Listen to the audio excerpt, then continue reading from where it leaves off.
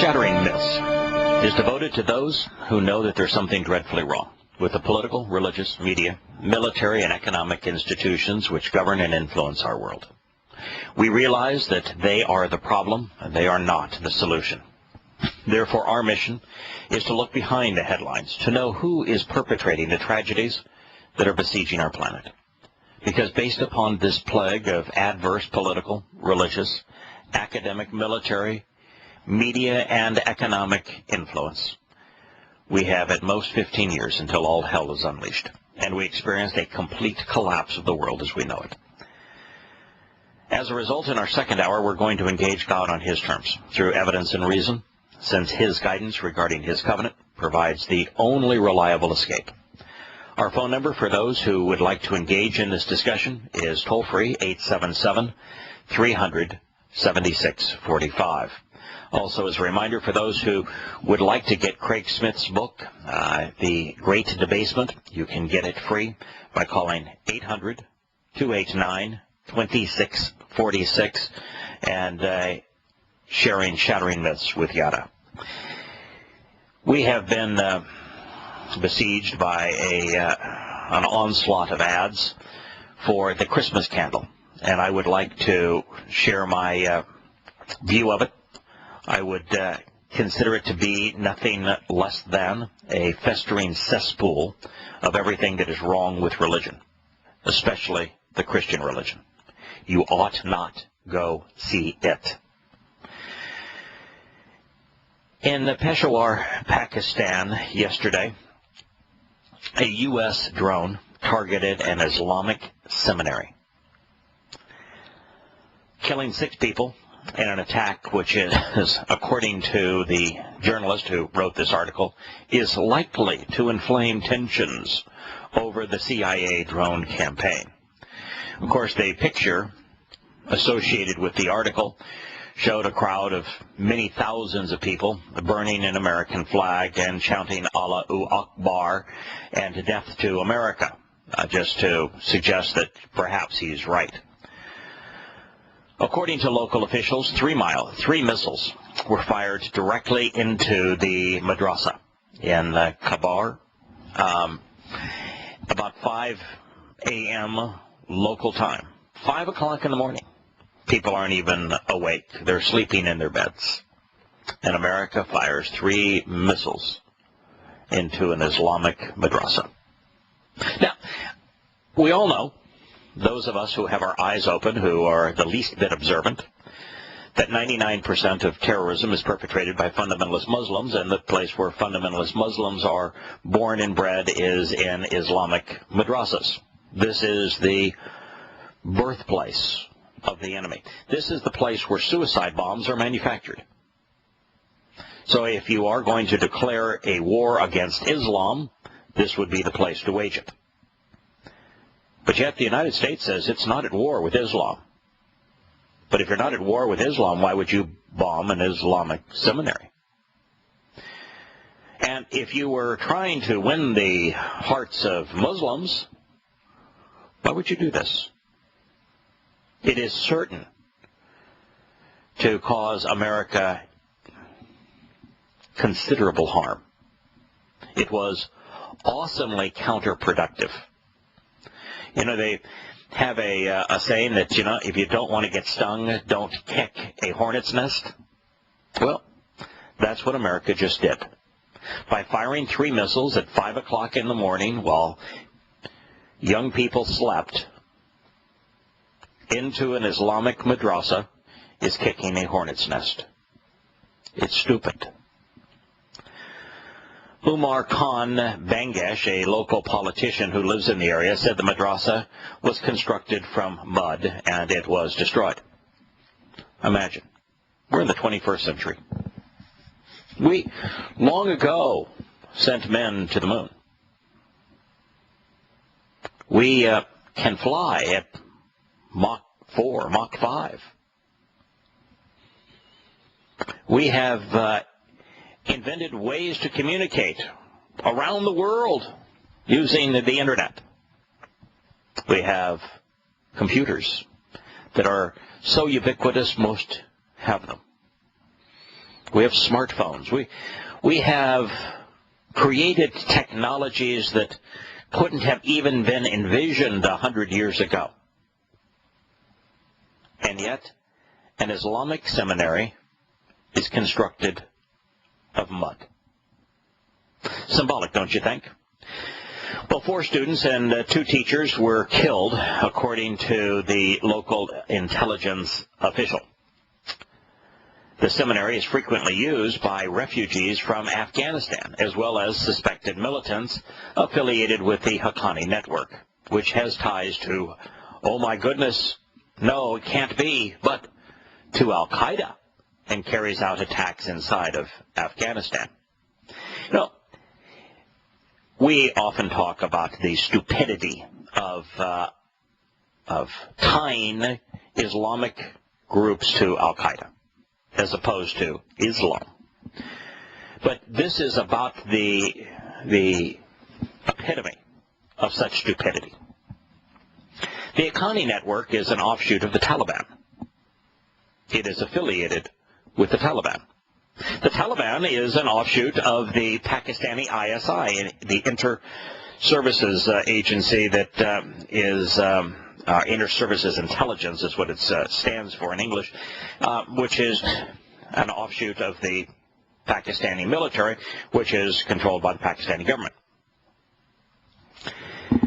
There is absolutely no tie between the Taliban and al-Qaeda, not at this point. The only tie that ever existed was one the United States created, and that was with the Taliban, not with the Haqqani network. The Taliban has been gone and was gone, disassociated with Afghanistan, long before the Haqqani network was even formed. The Haqqani network is just a splinter group of the Taliban and formed not all that many years ago. 5 years or more after the Taliban and al-Qaeda ceased to have an association. Officials said that Haqqani was not in the seminary at the time of the attack. This seminary consists of about 15 rooms, all constructed of mud, but only one room was struck by a missile. About 80 students escaped unharmed, as only 6 teachers and students were killed. Citing intelligence sources, Reuters reported that Haqqani was spotted at the seminary as recently as 2 days ago. The United States officials had no immediate comment on the missile attack on the seminary on Thursday, but the incident is likely to further complicate relations between the United States and some Pakistani leaders, like, for example, all of them. Though the United States has carried out dozens of drone strikes in tribal areas in northwest Pakistan, no, not dozens, hundreds. Provincial officials said Thursday's attack was the first inside a Pakistani province in more than 5 years, this particular Khyber province. It comes at a time already heightened tensions between United States officials and the residents of Khyber are inflamed. After a U.S. drone killed the leader of the Pakistani Taliban 3 weeks ago, political leaders in Pakistan vowed to halt NATO convoys that travel through Pakistan to get to the landlocked Afghanistan. They've done that in the past. They're threatening to do it again. Why? Because the United States is disregarding their sovereignty, because the United States is playing God and is engaged in killing the Pakistanis. You know, we may, in the United States, not like Muslims practicing their religion and think that a Muslim practicing their religion is by definition a terrorist and therefore should die. But the Pakistanis are all Muslims. Shireen Mazari, a spokesperson for Khan's party, said that the timing of the latest strike was a declaration of war against the people of Pakistan. And that is how, indeed, it is viewed. There are very few things that you can do as counterproductive as shooting bullets and dropping bombs or firing missiles into a religious target. When you do that, particularly in a country that whereby 98% of the population embraces that religion, you effectively declare a state of war against the entire population. And when you do that, you make a bad situation worse. By firing such missiles, America guarantees that Muslims will continue to engage in jihad, mujahideen, terrorist assaults against Americans. It will justify their elaborate spy networks. It will justify their elaborate war mechanisms. It will justify their use of drones, because they'll say, look at these Muslims, they're attacking us. Well, we killed them first. We ought not have done this. This is stupid. You cannot win a war against a religious enemy through bullets, bombs, and missiles. You make the situation worse. The time has come for the Pakistan government to demonstrate through actions that there is zero tolerance for drone attacks, Mazari said. In recent days, provincial officials in the Khyber region have struggled to contain sectarian violence between Shiite and Sunni residents. Yahowah's prediction regarding Ishmael, the descendants of Ishmael, which are today's Muslims, that their hand would be raised against their brother and their brother's hand would be raised against them as they live in hostility against the entire world, is now taking form throughout the Muslim world. Every place that there are Sunni and Shia Muslims side by side, they are now at war with one another.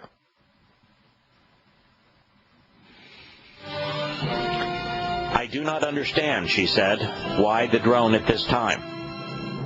This is a spokesperson for the chief minister of the Khyber region. It will further incite the people here. They are fighting a civil war against one another, as they are in Syria, as they are in Iraq, as they are throughout the Islamic world, and America just poured more gasoline on that fire.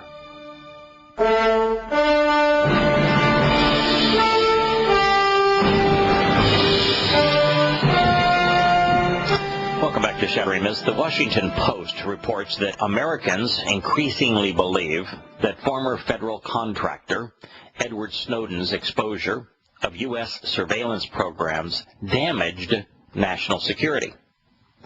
6 in 10 Americans, the Washington Post writes, 60%, they say, distanced between dashes for those readers who were incapable of figuring out that 6 in 10 was 60%, say that Snowden's action harmed U.S. security. What on earth is wrong with our country?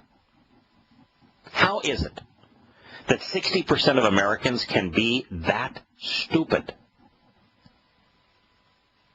This man revealed that your government had, at the highest levels, decided to disregard their oath of office to defend the U.S. Constitution and willfully and knowingly breach it.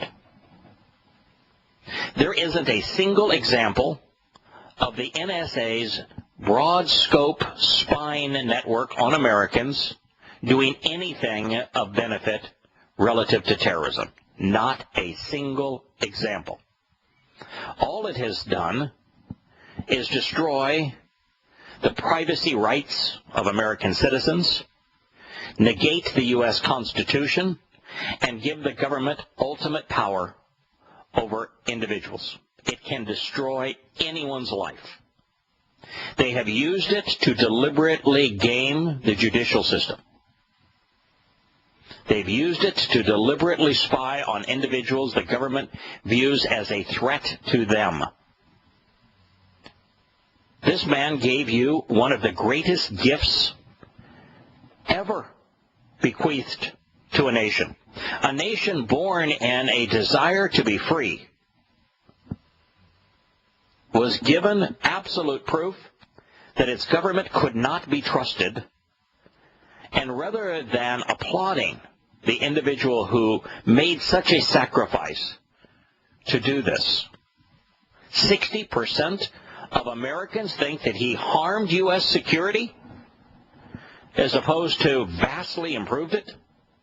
When you know that your government cannot be trusted, you are empowered. When they lie to you, when they spy on you, when they control you, you know that they cannot be trusted. The greatest threat that America has is not from abroad, it's from within. I have met the enemy. He is us. That's what this man revealed, made known to you. Are you less free because you are aware of the truth? Or did you prefer the lie? Sandra Albert of Connecticut was interviewed and said, "We got caught with our hands in the dirt." So American security has been compromised, according to Sandra Albert of Connecticut, because we got caught with our hands in the dirt. So by that logic, the security of a nation is compromised when someone who has perpetrated a crime is caught. You know, if you don't want your reputation to be compromised because of doing something heinous, don't do something heinous. She said that she thinks the disclosures damaged the nation's reputation around the world. Of course they did, because what we were doing was wrong. We damaged our reputation because we were disgusting. We were despicable. We were spying on everyone the world over, including Americans, and we lied about it, and we lied about the purpose, and we got caught.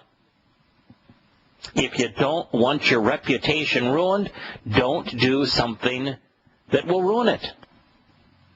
Others lamented at the strategic setback.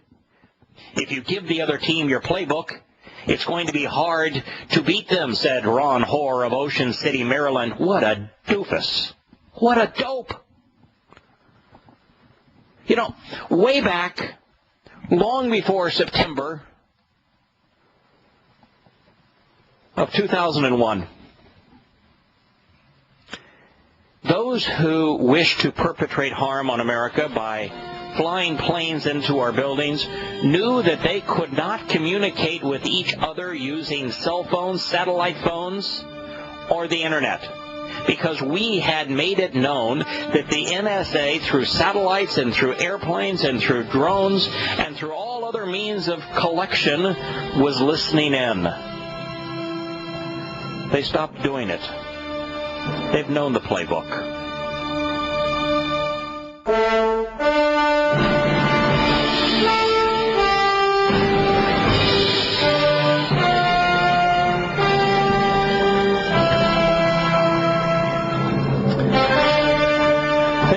Idiocy of Ron Hoare of Ocean City, Maryland.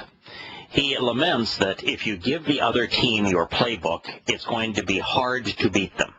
A little sports metaphor there by Ron Hoare. Now, mind you, if Ron Hoare could think, he'd realize that America has completely disregarded the playbook of the terrorists. 99.9% of terrorist attacks against America, including all of the big ones, have been perpetrated by fundamentalist Muslims. Their playbook is the words and deeds of Muhammad. You'll find them in the Hadith and in the Quran. They've given us their playbook. They've cited their playbook. I've taken their playbook and put it in chronological order and set it into the context of Muhammad's life and Prophet of Doom. I've made it free online in its entirety. Prophetofdoom.net. That's their playbook.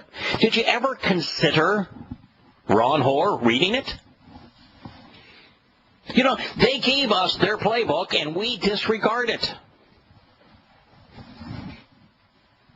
As for our playbook, think of that. That Americans spying on Americans is our playbook? That's what we've got? That we're going to listen into telephone calls, that we're going to monitor web clicks of Americans, and that's our playbook?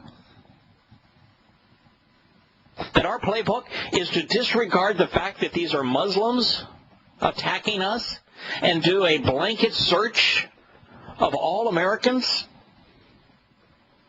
That's our playbook?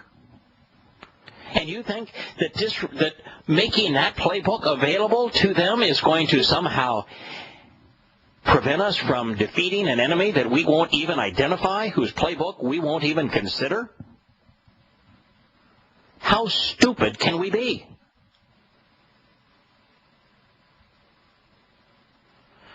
Snowden receives persistent negative reviews, unchanged after months in exile in Russia. More than half of poll respondents, 52%, said that he should be charged with a crime. A crime. What crime? Telling you that the American government at the highest levels was perpetrating the most heinous crime against Americans? That they were knowingly, purposefully, deliberately violating their oath to uphold the U.S. Constitution and carrying on and lying about unreasonable search and seizure? His disclosure that America was absolutely and deliberately infringing on the liberties of Americans is a crime in your perspective, from your perspective, 52% of you out there? A crime that he should be charged with? The crime is that the presidents, the last two, and government officials, particularly in the CIA and NSA, and in the Senate and in Congress, particularly on the intelligence committees, have deliberately infringed on the U.S. Constitution to curtail American liberties by spying on Americans. That's the crime. And yet you don't want to hold James Clapper liable. He perjured himself before the U.S. Senate, saying that he was not doing this, that the NSA was not doing it, and he's admitted that he lied. Why don't we hold him accountable for the crime of perjury? Dianne Feinstein defended the NSA spying by saying that it was responsible for helping us find and arrest a horrible terrorist, when in fact the very terrorist that we found and arrested was an employee of the U.S. government working for the CIA, and he's the very terrorist that perpetrated the Mumbai attacks, which his two wives told us, even James Clapper directly, that he was arranging a terrorist attack on behalf of the Pakistani ISI in India, which killed hundreds of people. We had full knowledge of it from the old-fashioned way, the testimony of his wives, prior to perpetrating it, and yet we never warned the Indian people or the Indian government. And we claimed that this double agent who we'd had in our employ was somehow stopped because of this spying? Why have we not arrested Dianne Feinstein for that crime? 55% of Americans say that he was wrong to expose the NSA's intelligence gathering efforts. And yet 55% don't say the intelligence, that the NSA was wrong to gather such intelligence, spying on the clicks and phone calls of virtually every American. Only the Americans that use cell phones and telephones. And what's amazing about all of this is that the U.S. government has not only required Google and Microsoft and Facebook and Verizon and AT&T to provide wholesale all of its data on all of their customers and all of their users, but then also told these companies that they couldn't disclose the fact that the U.S. government was forcing them to do this, and that they would go to jail if they reported the U.S. government's intrusion into our privacy. Talk about a crime. This poll also shows that Americans are dissatisfied with President Obama's role on the issue. Only 35% approve of his handling of NSA surveillance activity. Well, I want to tell you, while 60% of Americans deserve what's going to happen to America over the next 20 years because of your utter inability to process information and render a moral judgment, the 35% of you that approve Obama's handling of the NSA, you ought to be too embarrassed to open your mouth. This is just absurd. It frustrates me at the incapacity of Americans to think, to be moral, to review information, to become informed, and to render a reasonable, rational, moral conclusion based on the evidence. It's as if generations of Americans have been indoctrinated in school not to exercise good judgment, not to think rationally. It's as if Americans have been indoctrinated to be patriotic without thinking, to be political without holding anyone accountable. Revelations of surveillance programs, the Washington Post reports, have clearly heightened privacy worries. Heightened privacy worries. Well, there's a euphemism.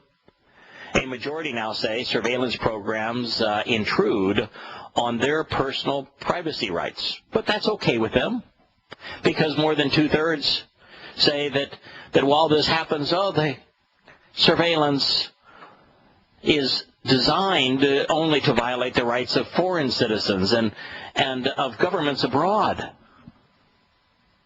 But you know, when we found that we were monitoring every phone call that German Chancellor Angela Merkel made, and that we were spying on the Mexicans, and we were spying on the Argentines, and we were spying on the Brazilians, and we were spying on every country essentially in Europe, it was revealed by those in the administration that their order to do so was for economic reasons. Yeah, they want to control world economies. They didn't do it for terrorism reasons. They don't think that Angela Merkel is a terrorist. No, they listen to all of her conversations because they want to manipulate world economies. They weren't even telling you the truth about why they were doing these things.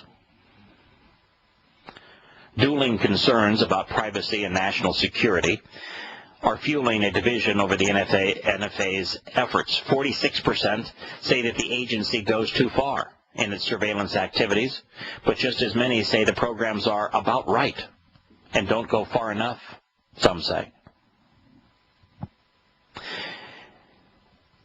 A people who give up freedom for security deserve neither and get neither. A people who are willing to say, you can take away my rights to preserve my rights, will have no rights. A people stupid enough to respond this way to a poll are a people that are going to get exactly what those in government are plotting against them. Utter control. You're being played for a fool.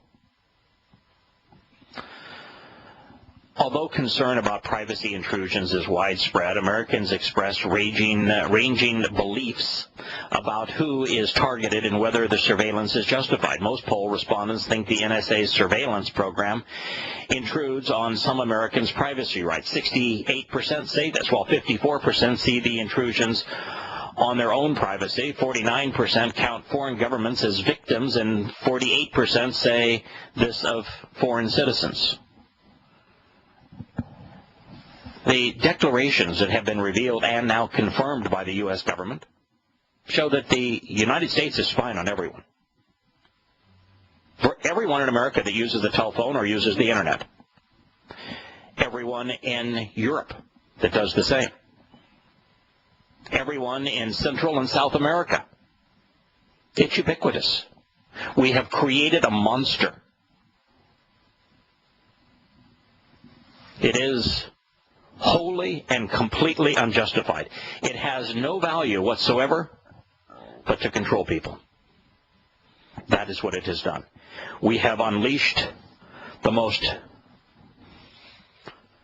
dangerous Gestapo ever to perpetrate and be present, perpetrate a crime and be present within a society.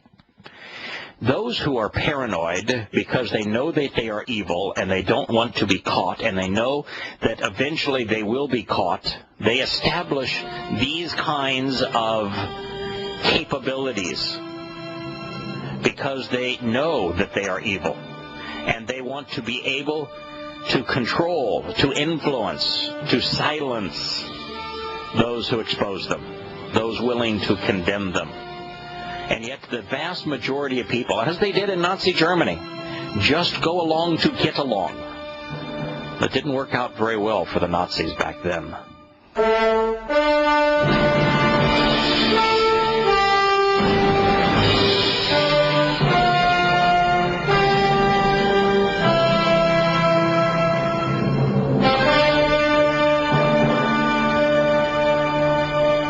After a 2-day manhunt, French police have arrested the perpetrator that was responsible for the shootings this week at the French newspaper in the capital of Paris. The Interior Minister, Mr. Valls, identified the suspect as, catch this, Abdel Hakim Dakar. Well, Mr. Abdel Hakim has previously served 4 years in prison for his role as an accomplice in the death of 3 police officers and a taxi driver who were shot back in 1994. He is a Muslim. He wrote his diatribe as to why he was going to perpetrate this attack. Of course, the police have a copy of it, but they won't reveal it. It is the nature of all things associated with Islam. They want the truth hidden. On Saturday, just a few hundred yards from the site of today's meeting in Kabul, where the 2,500 elders, these would be warlords in Afghan parlance, are going to be deciding whether or not to accept America's apologies and America's financial gifts. A car bomb exploded, killing at least 13 people. The Taliban took responsibility for that bomb. At the same time, at Georgetown University in Washington, former First Ladies Laura Bush and Hillary Clinton took the stage to tell Americans not to abandon the women of Afghanistan. Yes, they said that American support was essential and that we continue to play a role in the country and provide for the security of Afghan women and girls. Well, here's the truth. The American invasion of Afghanistan was wrong for a lot of reasons. Not only was it suicidal, not only was it counterproductive, not only did we make a bad situation worse, it was especially true for Afghan women and girls. The treatment of Afghan women is far worse now than it was before we invaded, and it was horrible before we invaded.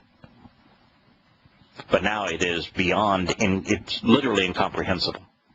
And every knowledgeable spokesperson who has been in Afghanistan, who reports on Afghanistan, who follows Afghanistan, who is aware of the Afghani legal system as it relates to women, acknowledges that the treatment of women in Afghanistan is far worse today than it was before the U.S. invasion. Moreover, with this new agreement that is being considered today in Afghanistan, Americans will be locked in their little cages. Americans will not be able to enter any Afghani home. Americans will not play any role in conducting raids inside of Afghanistan. We will not be patrolling sanctuaries for little Afghani girls or women. We will play no role. The agreement says that the even judicial process will take place on Afghani soil, which means it will be conducted under Sharia law. Women have had their rights devastated by the American invasion. The same thing really is true if you look at what happened not only to women but also to Christians in Iraq as a result of America's invasion. We decimated the population. We made it worse, Hillary. We made it worse, Laura. You and your husbands were despicable in what they did. American reconstruction of Afghanistan has been the most expensive of any nation in U.S. history. Do you know that? That us trying to rebuild what we broke in Afghanistan has exceeded the cost of any such reconstruction project in American history. And, we went in and tried to rebuild Japan after we broke it. We went in and tried to rebuild Germany after we broke it. But Afghanistan, $90 billion to date. $90 billion. Ever see pictures of Afghanistan? Is there anything we can show for our $90 billion? No, nothing. We've given more in aid to Afghanistan than any other single country during the Marshall Plan after World War II. Last year, Afghanistan received almost twice as much as the next four largest foreign assistance country beneficiaries combined. And beyond all of that, squandering of $90 billion to date. We've sacrificed 2,300 U.S. service members who were killed, making a bad situation worse. When will Americans wake up and say, too much already?